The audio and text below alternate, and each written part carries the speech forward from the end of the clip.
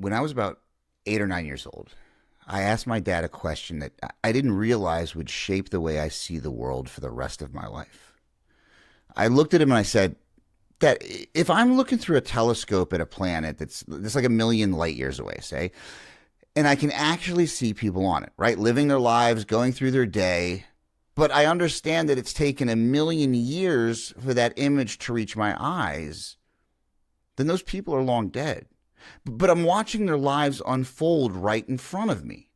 So they're both alive in my perception and dead in reality. And if that's true, then what does that really say about time? If it looks like it's happening right now, but it actually happened a million years ago, what even is time? What is space? How does any of that make any sense? Instead of laughing or brushing it off, he sat down and tried, as best he could, to explain Einstein's theory of relativity to a kid who still slept with an ET doll. I didn't understand the science, but I felt something open up. Like the world had seams, and you could tug on them if you were brave enough. Years later, in my senior year of high school, I was experimenting with psychedelics, LSD, and reading books that hit me at exactly the right or wrong time. Two in particular changed everything for me: Slaughterhouse-Five and Siddhartha. Slaughterhouse-Five hit me like a freight train. The way Vonnegut handled time, I mean, non-linear, fractured, looping, it made more sense to me than the straight line that I was taught to believe in. Siddhartha, well, it provided an adjunct to difference in material Western individualism and Eastern spiritual collectivism. Well, then, around the same time I read Slaughterhouse-Five, Pulp Fiction came out, right? Another fracture in the idea that reality has to be linear or singular. Now, here's actually the funniest part. The reason I picked up Slaughterhouse-Five in the first place was because it was the book banned by the school in Footloose. The ridiculous 80s movie about dancing accidentally led me to one of the concepts that would shape my entire philosophy and the way I would think decades later. Now, I didn't know it then, but what I was bumping into was psychedelics, Vonnegut, relativity, Tarantino, was the postmodern condition. The sense that reality isn't clean. Time isn't simple. Identity isn't singular. And truth isn't handed down from on high. It's shattered. It's layered. It's contextual. And most of us are trying to navigate it with a map drawn for a world that no longer exists. But it all started with that moment in the driveway staring up at the stars. That question. That sense that reality wasn't as neat or singular or linear as adults pretended it was. Now, here's the thing. You don't have to stare through a telescope or read Kurt Vonnegut to have that moment. Because life has a way of cracking your worldview open whether you ask for it or not. It happens through heartbreak, a recovery, or success that feels empty, or a loss that makes no sense. Anything that forces you to question the story you were handed. And when that moment hits, you realize something most people feel but don't know how to name. The world no longer runs on one truth, one identity, or one narrative. We're navigating a reality full of multiple signals, multiple selves, and multiple stories, all at once. This isn't a flaw.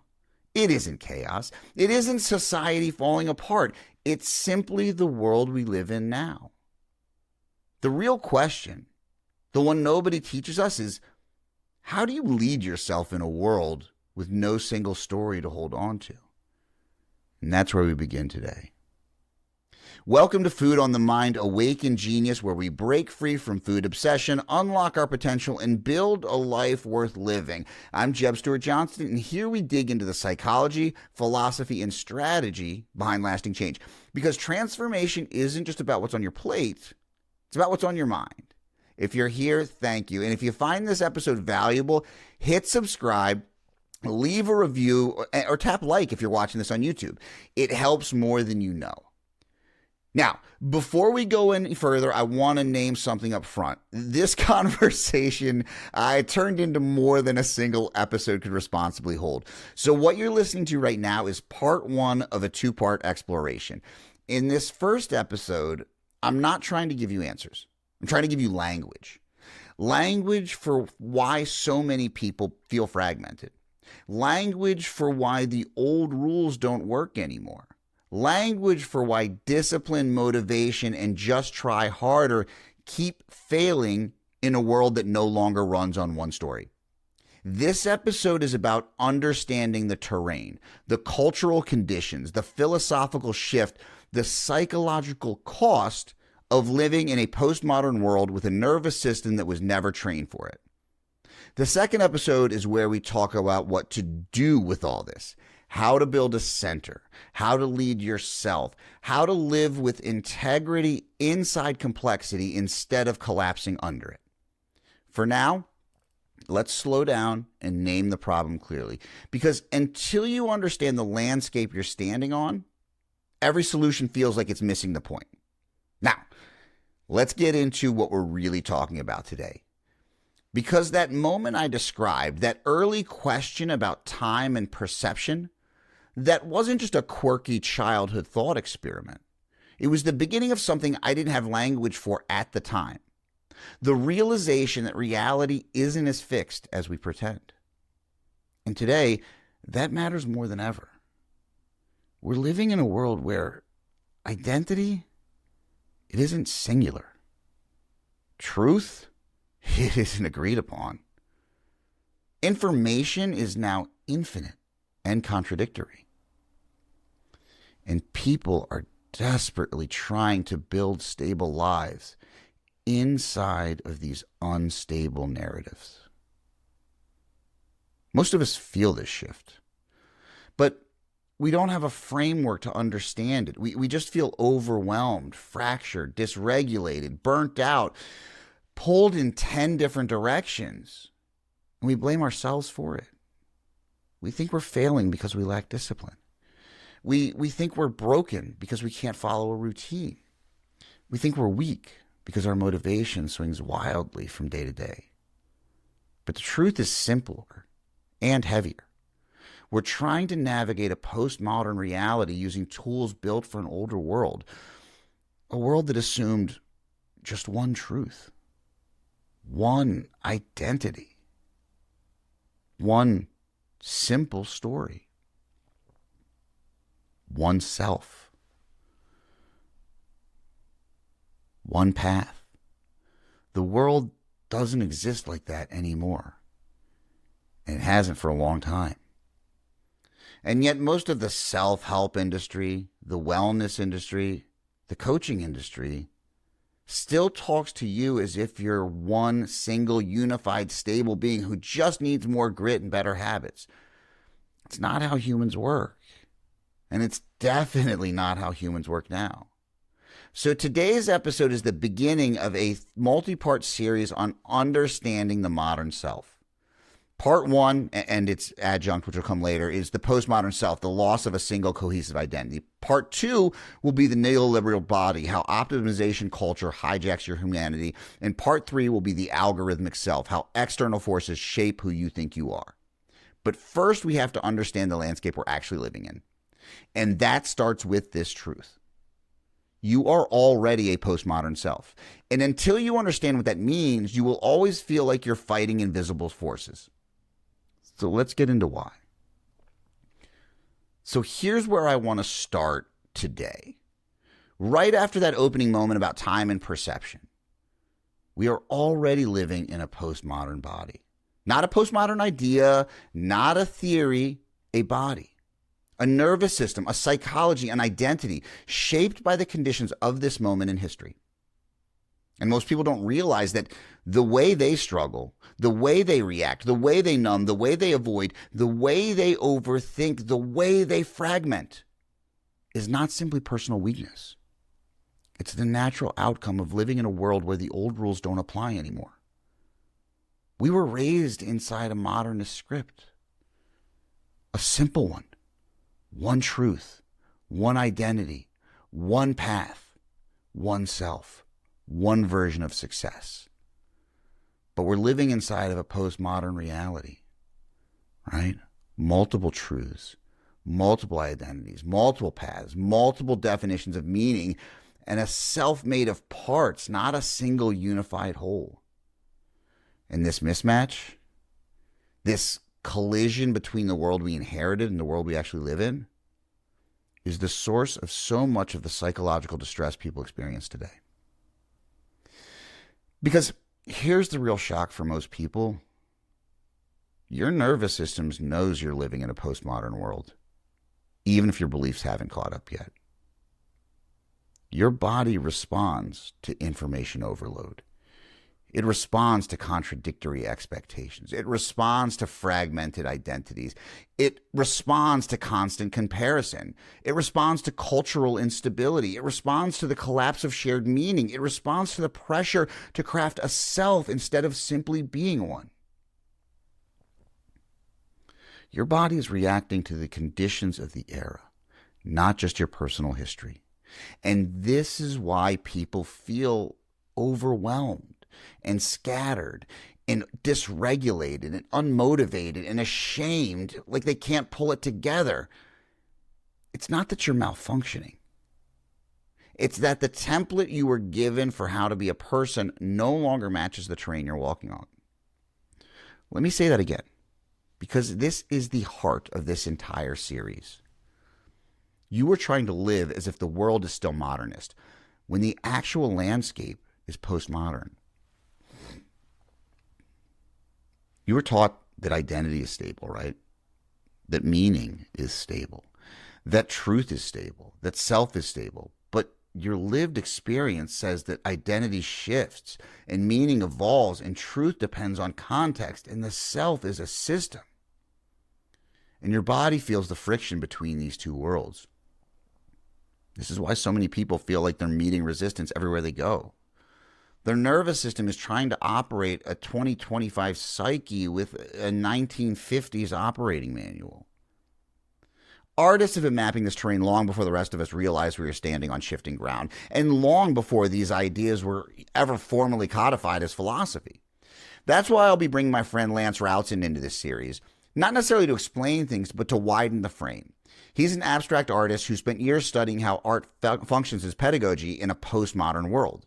Because the moment you understand that fragmentation isn't a personal flaw, but a cultural condition, the shame around, why can't I get my life together, starts to dissolve.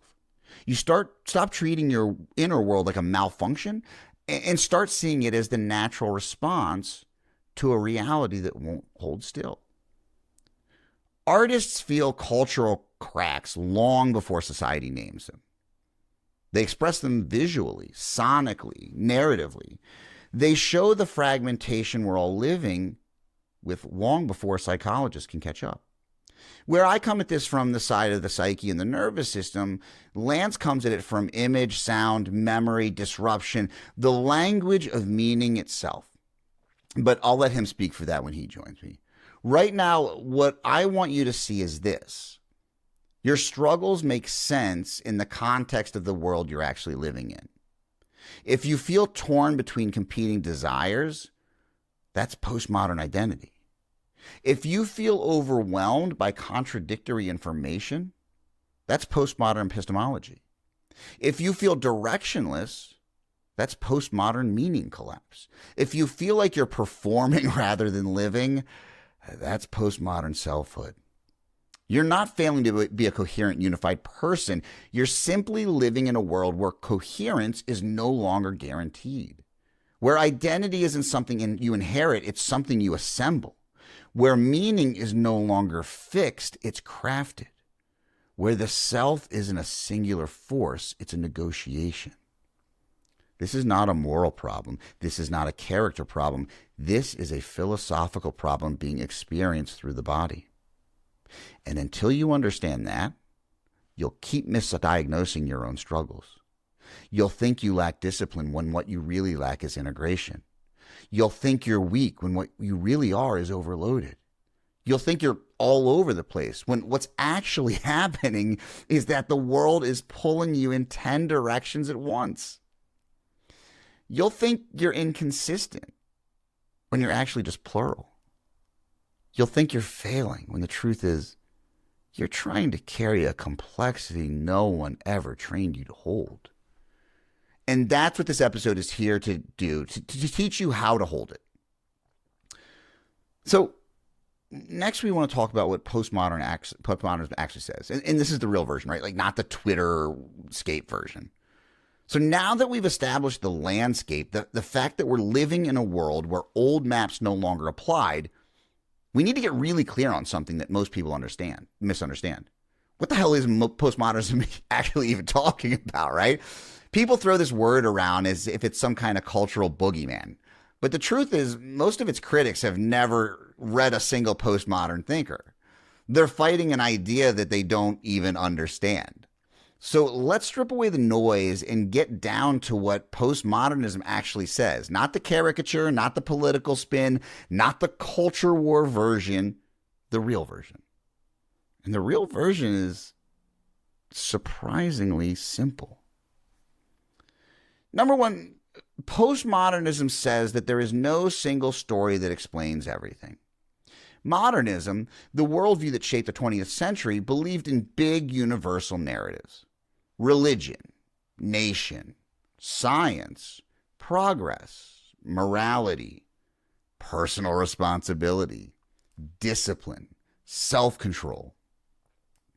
One story, one truth, one explanation for how to live. Postmodernism just says no single narrative can carry the complexity of human experience anymore. That's it. It doesn't say truth doesn't exist. It doesn't say reality isn't real. It says that one story can't be the story for everyone. And honestly, you don't need a philosophy degree to feel how true that is. Look at your own life. Think of how many versions of you've had to become. Think of how many identities you've carried.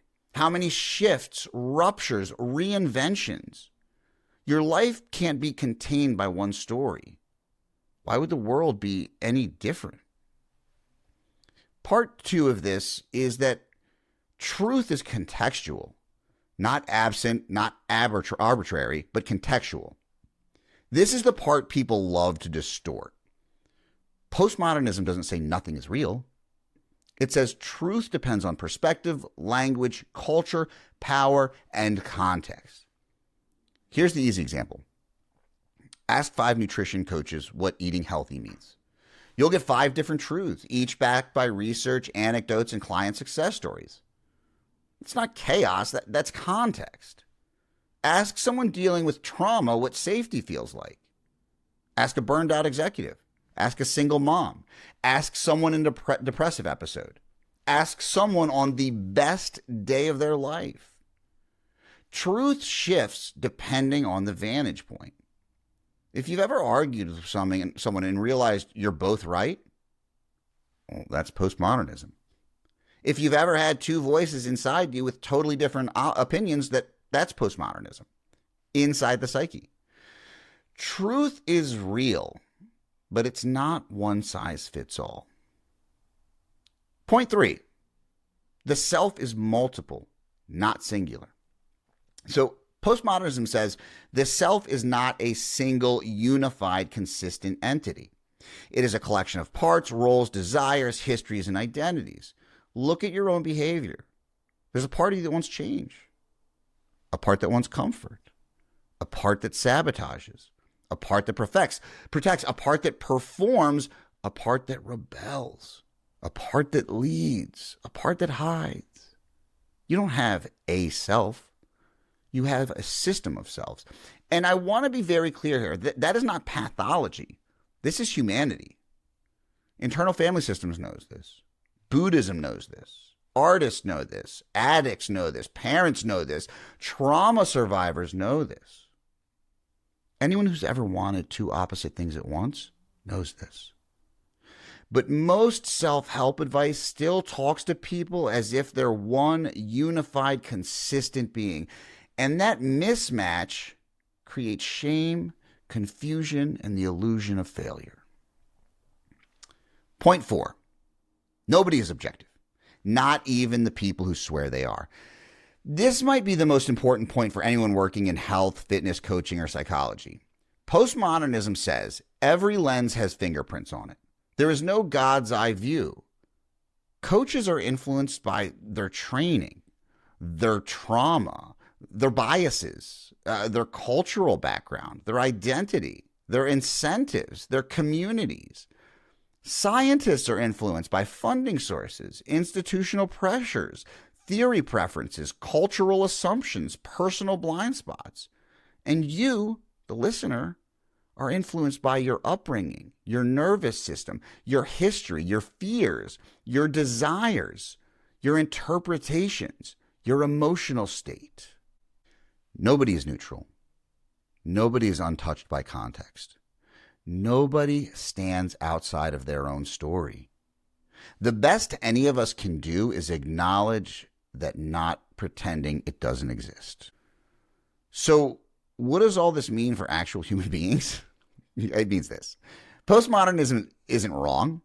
It's just incomplete, right? Like anything. It can diagnose the fractures in the world. It can expose the cracks in identity.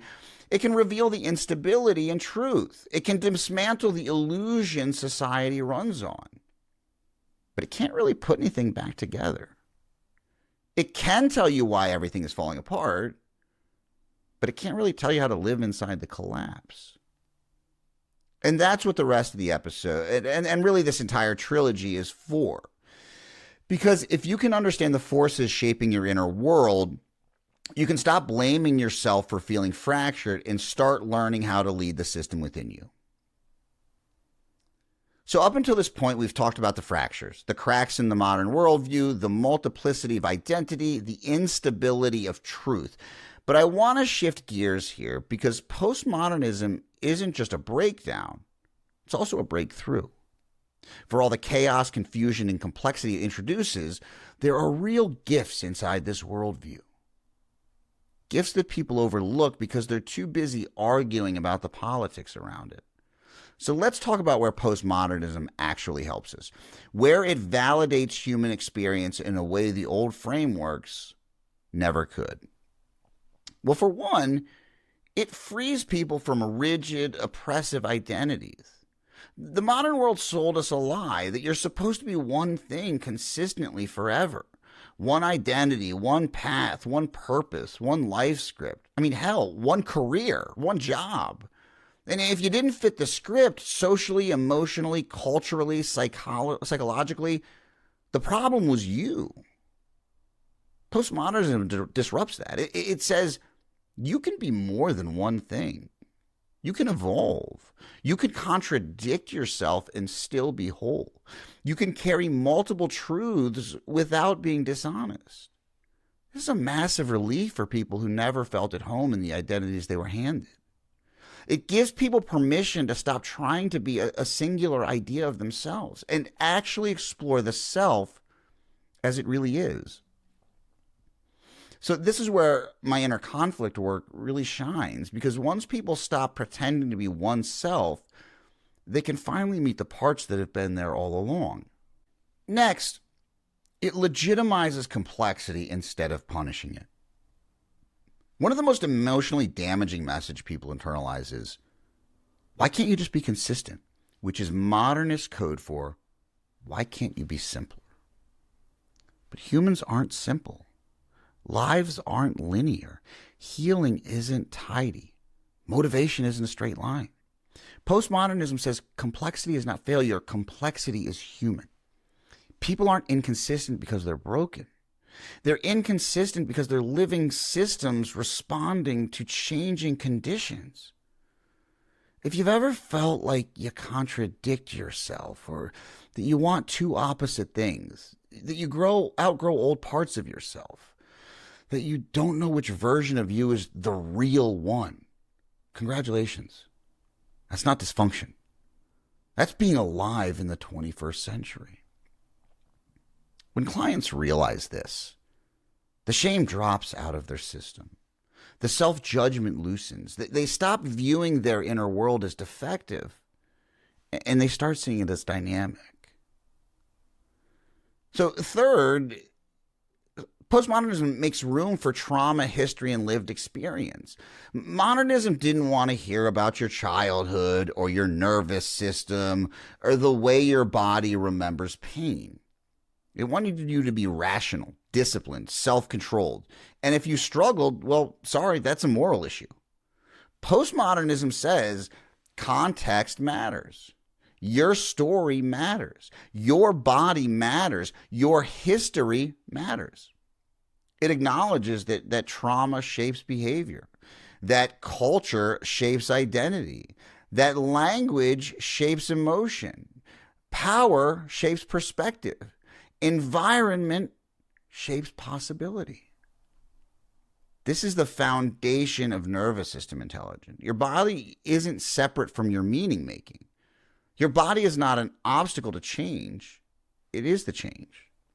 Postmodernism gives us the psychological room to validate that emotional overwhelm, that dysregulation, that grief, that internal conflict, that ambiguity, the parts of ourselves we once disowned. Without shame, without pretending these things don't exist. Next, it explains why people feel fractured, overwhelmed, and just not themselves. Right, if you feel like the world is moving faster than your identity can keep up with, I sure do, right? You're not imagining it. If you feel like you're constantly adapting to new expectations, you're not imagining it. If you feel like you can't hold one stable version of yourself, you're not imagining it. Postmodernism says, of course you feel fragmented. The world is fragmented. Of course you feel pulled in multiple directions. Identity itself is multidirectional now. Of course you feel overwhelmed. Meaning doesn't come prepackaged anymore. But instead of leaving you stuck in that fragmentation, this is where the framework of the Awakened Genius Blueprint becomes essential.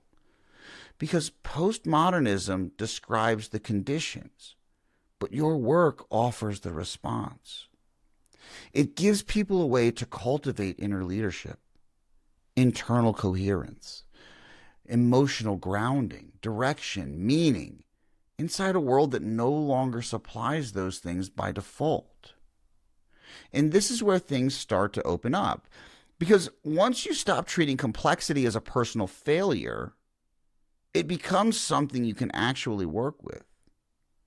Something you can lead, something that can make you stronger instead of smaller.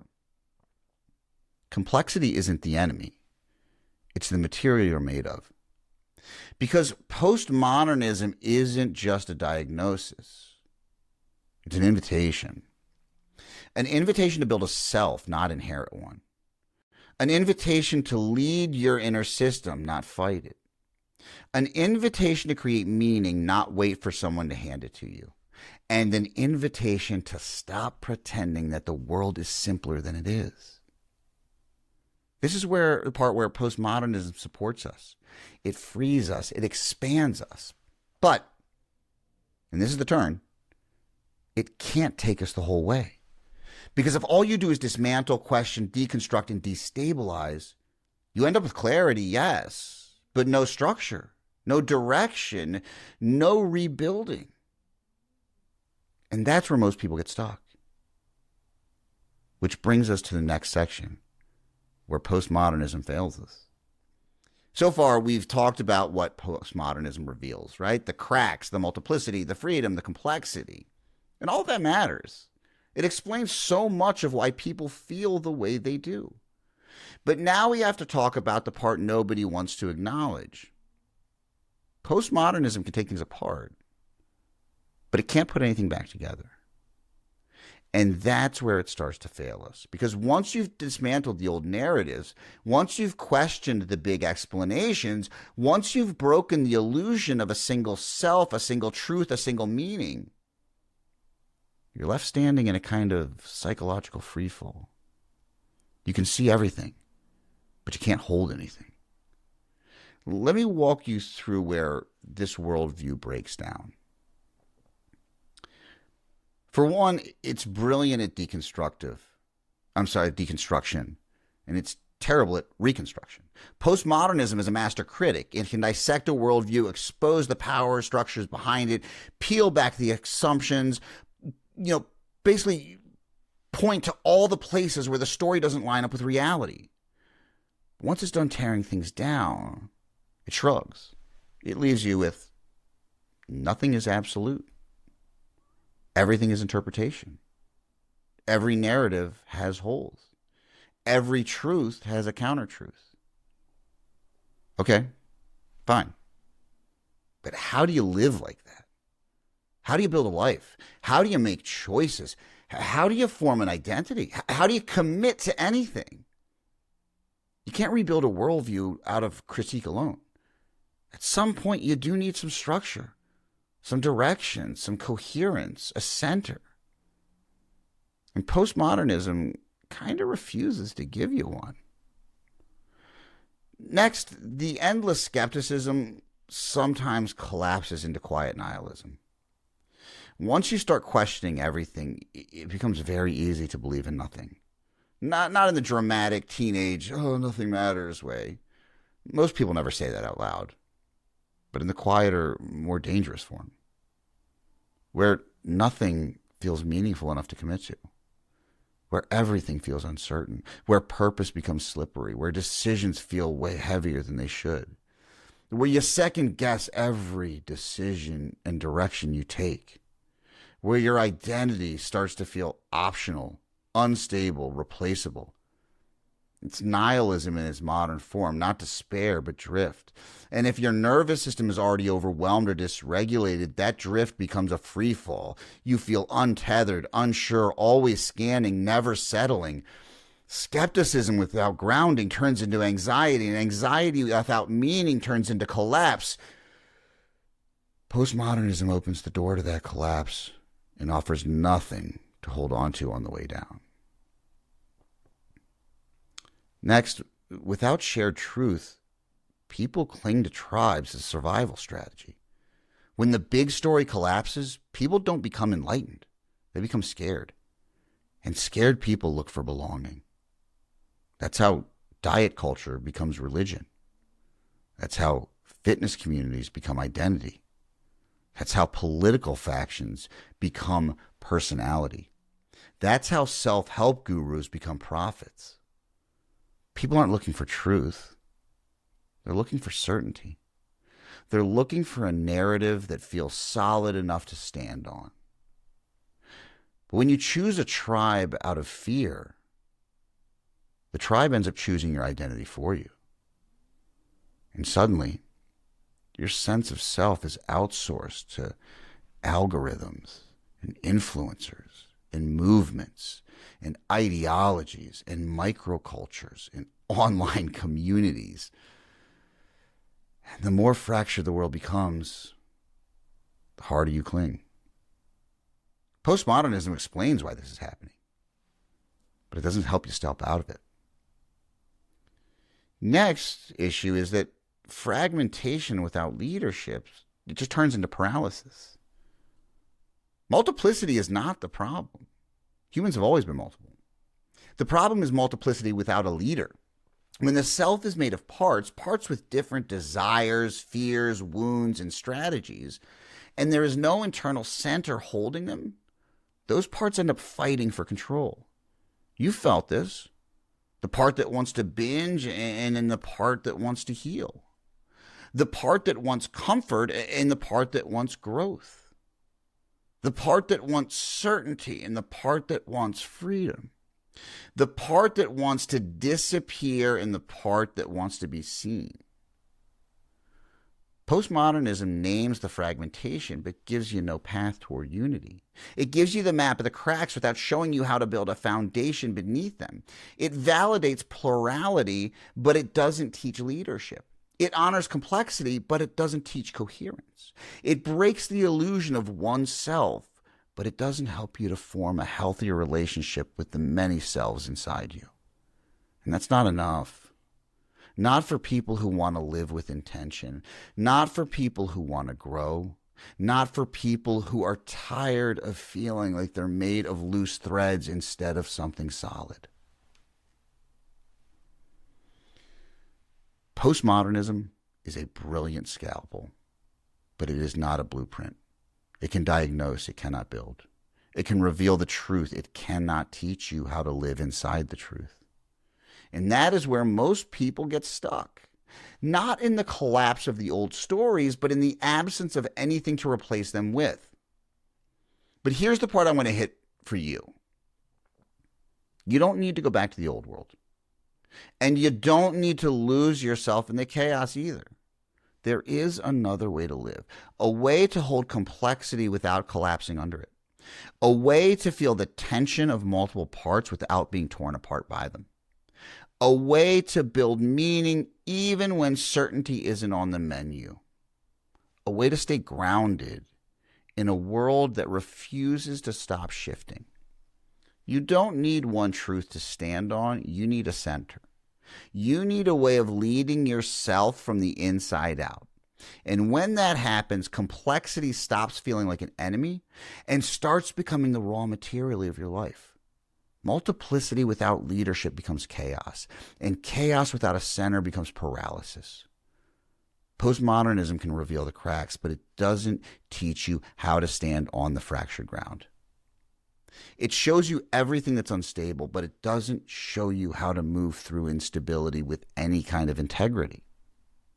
And there's something else that I want to say here, because it's impossible to talk about this without naming the cultural tension we're all living inside. The people who complain the loudest about postmodernism ruining society, they're often the ones living the most postmodern lives. It's almost poetic. They talk about objective truth while reshaping reality every time it threatens their identity. They preach personal responsibility while refusing to acknowledge any consequences for their own behavior. They demand a return to traditional values while building entire identities out of curated narratives, conspiracies, and emotional projection. They rail against relativism while bending facts until they match whatever story feels safest that day. They say the world has lost the truth, and then refuse any evidence that challenges the truths that they've manufactured. It's interesting, isn't it? The very thing they're terrified of, a world without a single stable narrative, is the world they're already living in. They're not defending truth. They're defending certainty. And certainty sure feels good when the world is shifting under your feet. But certainty built on denial, it isn't truth. It's escapism dressed as righteousness. And I don't say any of this to score points or to make some cheap cultural jab.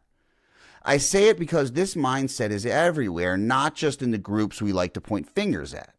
Because we see it in politics. You see it in religion. You see it in wellness. You see it in fitness tribes. You see it anywhere identity feels fragile and people reach for something absolute to hold on to. When a world becomes too complex, people don't become more grounded. They become more ideological. And ideology is just fear dressed up as purpose. They stop relating to truth and start relating to whatever story stops their anxiety. And the danger isn't the ideology itself. The danger is the rigidity, the inability to hold nuance, the refusal to acknowledge contradiction, the hunger for one clean narrative that makes everything feel simple again. But life isn't simple. Identity isn't simple. Truth isn't simple. And pretending otherwise doesn't protect you from complexity. It just leaves you unprepared to navigate it. You don't need a return to some imagined past.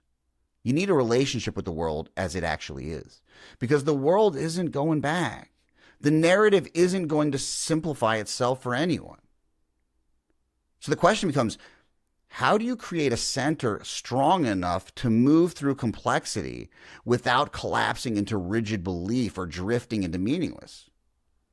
That's the real work. Learning how to lead yourself in a world that refuses to stay still. So I want to pause us here. Not because there's nothing more to say, but because we've said exactly what needed to be said for this moment. If you're feeling a little unsettled right now, that makes sense. If something in you feels seen, named, or quietly stirred up, that also makes sense. This episode wasn't meant to leave you feeling resolved. It was meant to leave you feeling oriented. Oriented to the fact that your struggles aren't random, that your fragmentation isn't failure, that the pressure you feel isn't a personal flaw. It's the psychological cost of living in a world that no longer offers one stable story to stand on. Postmodernism helps us see that clearly. It names the cracks. It exposes the illusion. It explains why the old rules don't work anymore. But seeing the cracks isn't the same as knowing how to stand on fractured ground. And that's where we stop for today. In the next episode, we'll talk about what postmodernism can't give you and why awareness alone isn't enough to live a meaningful, grounded life. We'll talk about how to build a center when certainty isn't available, how to lead a self made of many selves, and how to move forward with integrity inside complexity instead of collapsing under it. For now, just notice what this conversation stirred up. Don't try to fix it. Don't try to resolve it. Let it sit. Because sometimes the most important work isn't finding answers. It's finally asking the right questions. I'll meet you in the next episode. And remember, the awakening isn't a single moment. It's a lifelong practice. Awaken yourself, awaken your genius, awaken your power. Walk your path with intention, and I'll meet you along the way.